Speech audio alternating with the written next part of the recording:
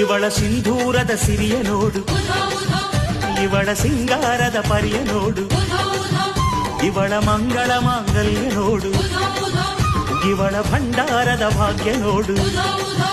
ಮಹಾದಿವ್ಯ ರೂಪ ಕಂಡಾಗ ನಮ್ಮ ಜೀವ ಪಾವನ, ದೇವಿ ನಿನ್ನ ದಯೆಯಿಂದ ಸಂತಸವು ಅನುದಿನ. ಏನು ಚಂದ ಹಬ್ಬ, ಏನು ಚಂದ ಕಾಣುತ್ತಾಳೆ ಎಲ್ಲಮ್ಮ, ಜಗದಲ್ಲೇ ಅಂದಗಾರ್ತಿ ಇವಳಮ್ಮ.